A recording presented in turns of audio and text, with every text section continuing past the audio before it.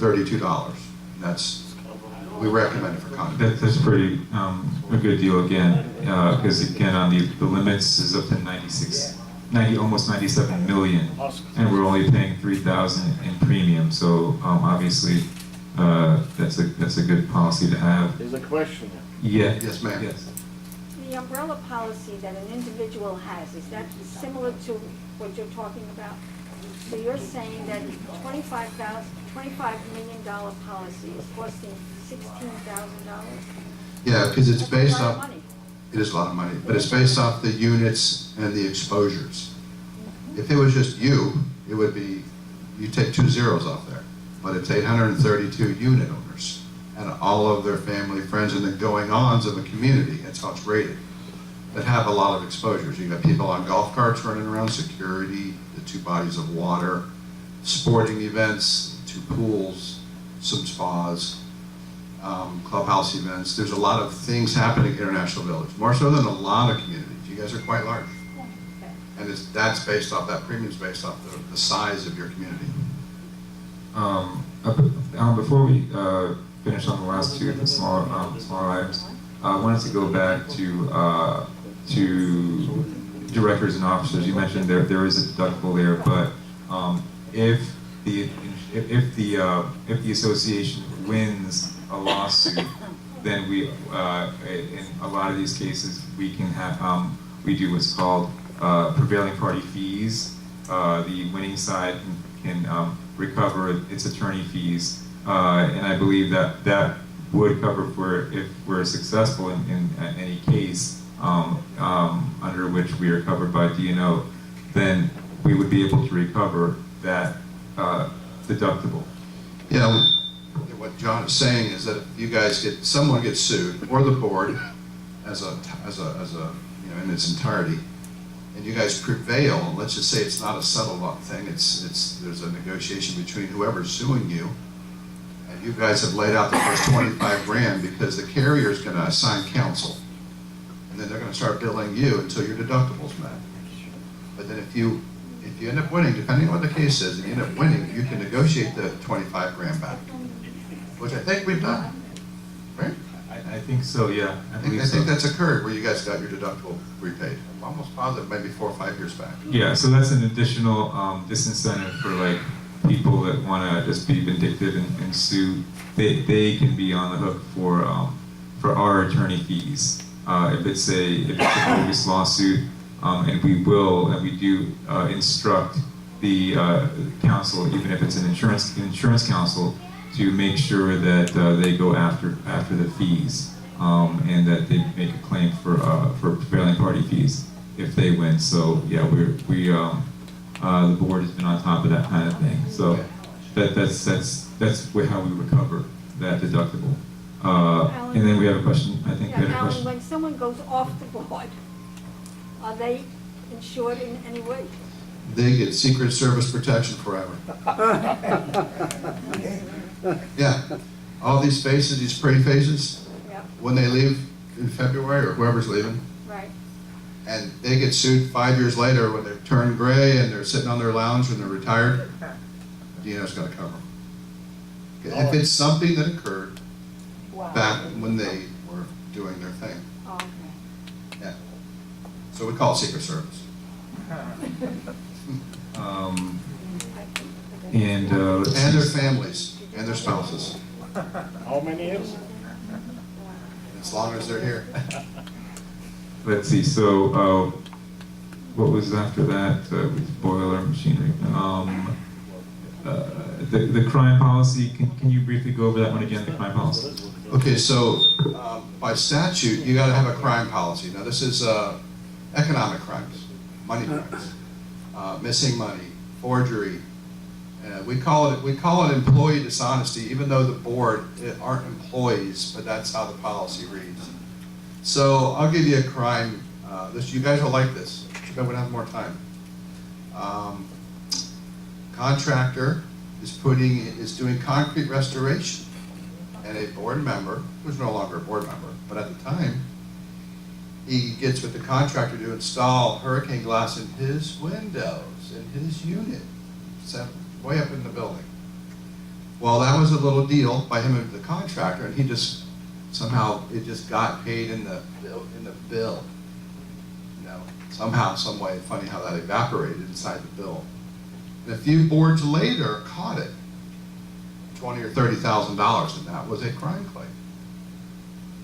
It's called employee dishonesty. It's a dishonest act. Now, if you guys were to find money missing, another board comes in, they do a forensic, and they're seeing money. The first thing you got to do when you have a crime claim to any new board or your board is you got to call the officials and file file with the economic crimes of your Robert Hill or BSO or whoever's out here, and they would. That's the first part of a crime claim is you got to file charges or file a complaint, and then obviously your lawyer might be involved. Or you tell me, the agent, and we file it for you. But it's missing money, forged money, dishonest acts, which occur.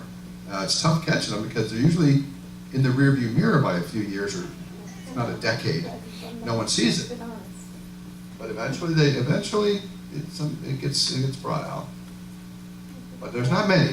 I have very few in my career. I've only seen 3 or 4 crime claims that ever paid. Usually they're covered up so well and so old, and the records are so unavailable. Chairman, I'm going to the board. You know. I'm covered. Okay, before we do the, let's see, the last one is equipment floater. Before we do that, I wanted to go back again and explain another good thing about our insurance is that, for example, Liberty, which was our directors and officers policy that canceled on us 3 or more years ago, right? 4 years. They canceled on us 4 years ago, but they're still covering us on some cases because we were able to relate it back to another case that they covered 4 or 5 years ago.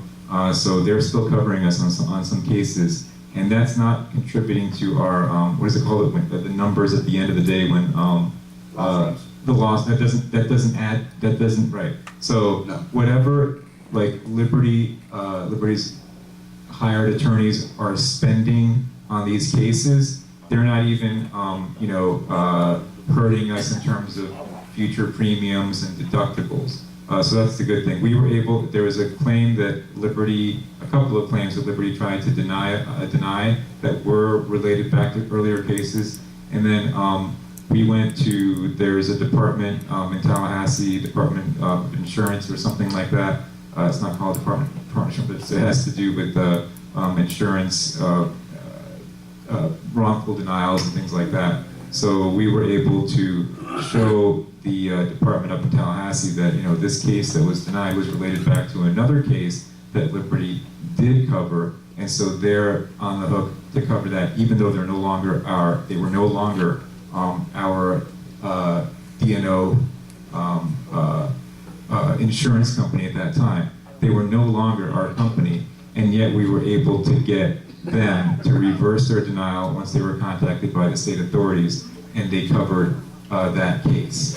So that's another thing that we can do, like even beyond what's on this page, these policies here. We can, if the case is related back to a case even years ago, we can get one of our former insurance companies, like the former D&O company, to cover that case and to spend their dollars on covering us. All right, so the last one is equipment floater. Could you again explain that one in a little bit more detail? Yeah, you have a small policy that covers your machinery, your golf carts, really, for theft, malicious mischief, storm, fire, and that was in place years ago. We had the man lifts on there too, but the man lifts are gone because you guys have gotten rid of the man lifts. Matter of fact, maybe tomorrow we'll have to update that list. But that's a small policy. It's not even $1,000 for the year with a $2,500 deductible. But that's worth having. Yeah, I mean, when you say golf carts, how many do we have now? They're not worth $1,000. How many golf carts we got? Like 6, 7. 6, 7? Okay. Oh, that's easily more than $1,000. That's easily more than $1,000. Right, and so that's an actual cash value policy. So the carrier will look at the brand and the type and the size, and they'll give you their opinion of actual cash value at the time of loss. So if it's a 10-year machine, yeah, it's not gonna be, you're not gonna get a brand new dollar for it. But we've seen the carriers in the past be pretty fair about valuations. And we've utilized that as an association, right, the equipment floater. I think we had a claim years ago, but, you know, we might have a golf cart that's stolen that we have on our log that is beat to shreds. And it might only be 2 years old, 4 years old. But they don't know it's beat to shreds. It's gone, it's stolen. So you get what they see, you know, their blue book value for that type of machine. May not even been worth it. Again, because these things do get stolen. I mean, one way or another, we've had dozens of golf carts stolen over the years, dozens. They just come up missing. People back up with trucks and out they go. So it happens. But that's pretty much it for your renewal this year. There won't be anything more occur till this time next year, because your property policy doesn't renew till May of 2020. So you don't have insurance for a while. Well, good year anyway. All right, good. So it looks like a pretty good deal here, and we need a motion to approve the policies that you just mentioned: general liability, crime, directors and officers, umbrella, boiler and machinery, and equipment floater for a total premium of $126,319.80. And the companies there are Scottsdale Insurance for general liability, Philadelphia Insurance for crime, RSUI Indemnity for directors and officers, Greenwich for umbrella, Travelers Insurance for boiler and machinery, and Essex for equipment floater. So is there a motion to approve all those policies that I just enumerated?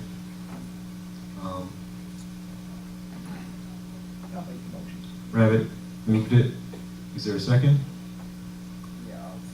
Murat seconded it. All in favor? Aye. Any noes? Hearing none, it's unanimous. Thank you, Alan, again. Appreciate it. Any final thoughts? Any questions? I think that's Okay. it. Thank you, everybody. Thank you. Enjoy your meeting. Round of applause.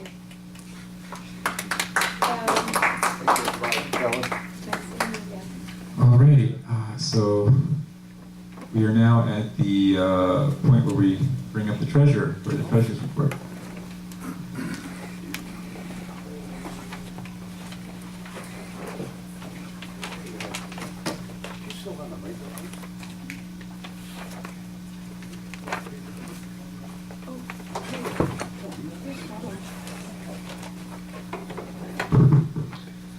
Good evening. Good evening.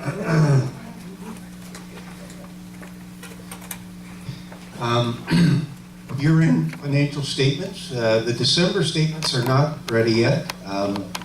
They are very close. I'm hoping by the end of the week we will have final statements. We need to take a little bit more time at the end of the year to make sure that they're in good shape, because the December statements will be forwarded to the auditors, and the auditors will be auditing those numbers. So we want to make sure that they're in top-notch shape. So I'm hoping that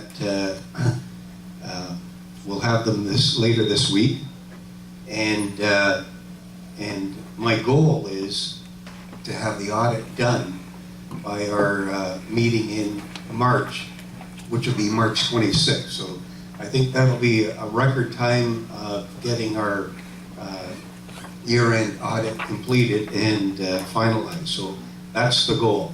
But in the meantime, I'd like to take some time and my treasurer's report, which I see there's people have a copy of it out there. I'd like to focus on the November 30th financial statements. So first of all, the good news is that we were better than budget in November by about $20,000. So that's very positive. The fact is, though, that we still had a year-to-date unfavorable variance of around $270,000. So that's not a good thing, but at least November was much more positive than, I haven't seen a good positive month in many months. So that's a good thing, and I'd like to give some credit to our new management company for achieving that. Our cash position actually dropped by 146.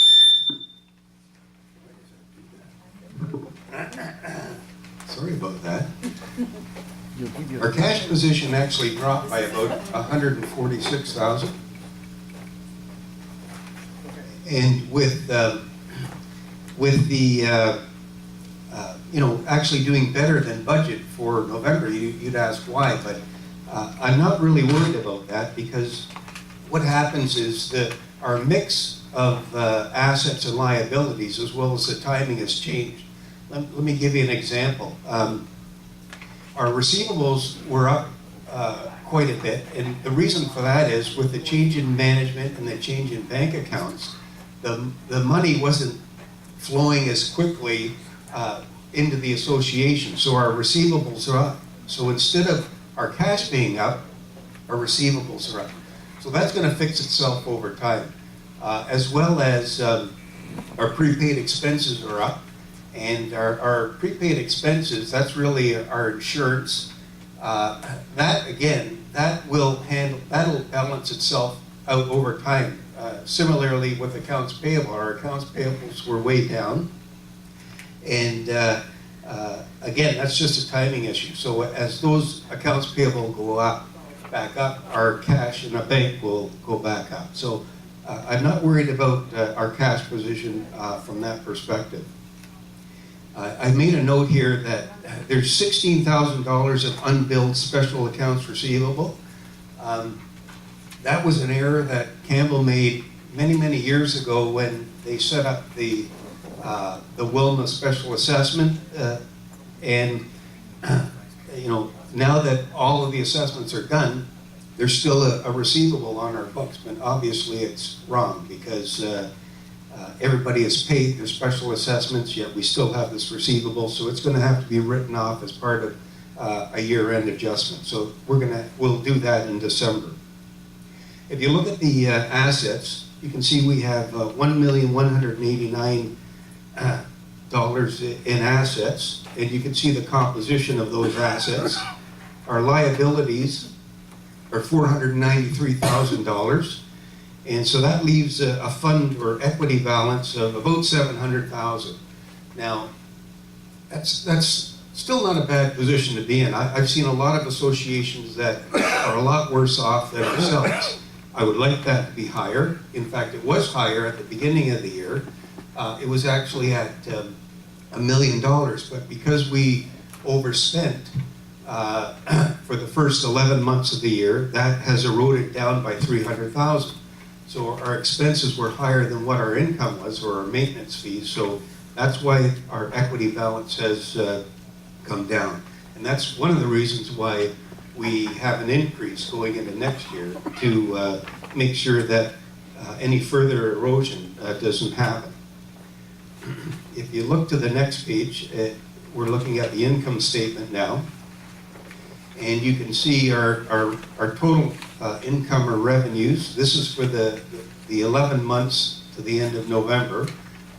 We had a positive variance in revenues by about $60,000. We overspent our expenses by $330,000. So that net amount is $270,000. I've spoken many times about the reasons for the positive on the income statement side, or on the revenue side, so I won't talk to that any further. General and administrative expenses, they're better by about $70,000, $67,000. One thing that we need to do here is we're going to have to adjust our allowance for doubtful accounts upwards. Campbell stopped accruing in May. We were accruing $12,500 a month, but we were so far off budget that they stopped in May. So we got an allowance of $62,500. I think for December, we're going to have to increase that up to about $115,000 to be on the safe side, we're gonna send that to the auditors. They've got some scientific calculation that they do on accounts receivable to determine what the allowance for doubtful accounts should be. So we'll leave it up to them to do that final adjustment. I'm hoping that they'll only have one adjustment to do to our financial statements. I looked at, in past years, they've been doing like 10 to 15 adjusting journal entries to our books to bring them into line with, you know, what the accounting standards say they should be. I'm hoping they'll only have to do 1 or 2 entries this year to make our statements the way acceptable for the public purposes. The maintenance is worse than budget by $219,000.